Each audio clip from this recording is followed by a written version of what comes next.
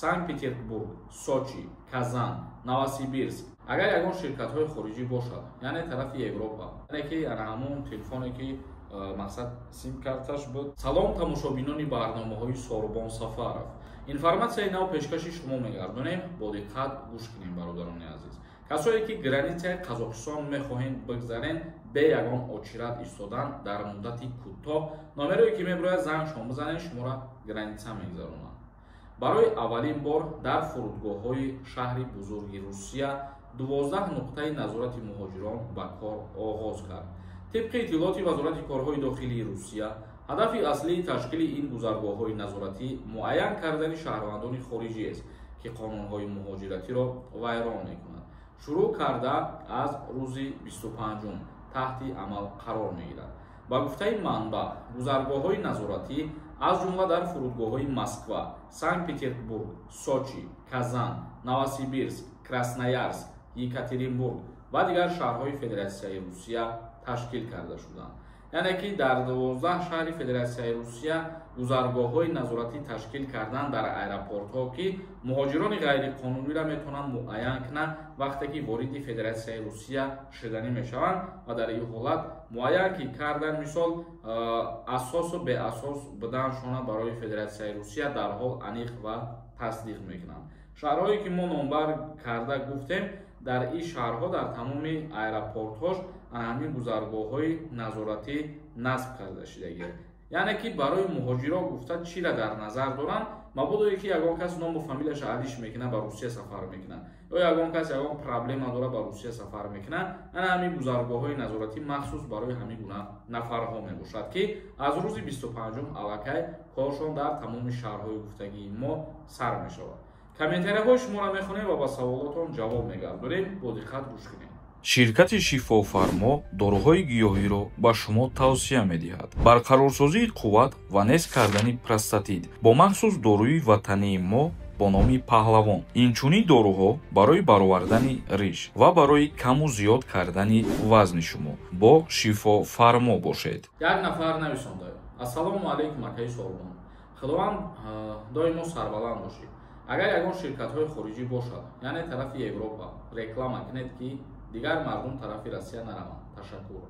ҳозира шуда бародари азиз, ин гуна ширкатҳо мо намедонем ва ягон кас ҳам тавсия дода наметонем. раҳмат барои суханҳои хубтон. Абдураҳмонов нависонда: салому алайкум акаи Сорбон. як маслиҳати шумо дар кор шуда кард. ман видварай надорам. 8 моҳ боз гаштам. рафтанда проблема намешавад. пешакӣ раҳмат. вақте ки аз Россия берун баромаданӣ мешен ва мебинанд ки шумо запрет доред, яъне видварай нешидагиен, ҳамун муҳлаташ чанд қадаринае ки ҳастай, ҳамура метавонанд як баробари дигар зиёд кунанд барои қонуншиканӣ кардантон. яъне шумо запрет доред, аз Россия берун набаромадаед. як нафари дигар нависондаи: салому алайкум акаи Сорбон. аз алатаи корона қарздорум. тоҷикистон омадам. ай тоҷикистон чӣ хел спорим. яъне ки ана ҳамун телефоне ки мақсад сим карташ буд, ба ана ҳамун шумо метавонед ки пардохт букунед. яъне дар телефон шумо насб кардаги ҳастед ҳамун приложениҳои российскира ва баъдан ки омаден симкартаи дигар кор намекуна, ҳамун приложениҳо ки баромадагӣ набошанд метавонед ки пардохт кардан бигирем. бародар як нафари дигар нависондае ки: салому алайкум, ман вид на жительство дорам. тоҷикистон раве маюс омада метавонам? илтимос ҷавоб диҳед акаҷон. вақте ки муҳлат мисол ба охир расида боша, ҳамун сроке ки мақсад дигар меган шумо 1 моҳ ёки 2 моҳ ёки 2 сол аз Русия, аз фалон ҷош берун набароед, ҳамун ба охир расидагӣ боша ва шумо буброед барои абра нарафтан ба Россия, бале мешавад. як нафари дигар нависондаи: салом алайкум, самолёт ҳама документҳо ҷо шуда. ленина ҷои кора агар алиш кунӣ чӣ хел мешавад? ҷавобша интизорум. яъне ки ҷои кора алиш кунӣ ва документҳо ҷо шуда, гуфтед самолёт нависондаи дар инҷа як аралагирдову савол навистай. яъне дар назар дошта бошӣ ки ту документҳо 100% ту ҷои корта алиш кунӣ чӣ мешавад. ҷои корта алиш карданда ту трудовой договор ҳам алиш мекунӣ. яъне ҳар як ҷойда шумо кор мекунед, трудовой договори шумо бояд бо ана ҳамун корхона кардагӣ бошад. як нафари дигар нависондаи: як хабари хуш бошад, ҳазор хабари бад.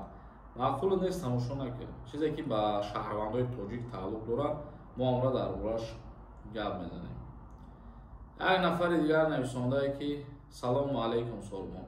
مرا 3 ماه پیش در РФ با праваи қалбакӣ дастгир карданд ва ман 3 моҳ пеш Тоҷикистон омадам. Агар бирам РФ чӣ проблема мекунам? Чандум бора менависам, ҷавоб наметиҳем. Ба праваи қалбакӣ вақте ки дастгир кунанд шуморо ҷавоб ки дода бошанд ягон проблема намешавад. Яъне ки ба праваи қалбакӣ агар дастгир кунанд шуморо адел бубаранд, баъд метавонанд ки шуморо ҷавоб надиҳанд. ба хотире ки тибқи уголовни кодекси Федератсияи Русия праваи қалбакӣ доштан и ба ҷавобгарӣ ҷиноӣ кашида мешавад шаҳрванди хориҷӣ. Меликов нанависонда. И бача усал кардеста бошад. Як рӯз хабари хуш, як бор нохуш. И чи ту барои чи хелӣ дорӣ? Гуфтаесам ку кадомеда маъқул нест тамошо накунем. Мақсади гап ки ин видео барои одамое ки бахчон як чиз дар корӣ мегиранд ва доимӣ тамошо мекунанд. Зинда ва сарбаланд бошед. Барномаро ҷамъбаст мекунем. Худованд ҳамаи мо шуморо нигаҳбон бошад.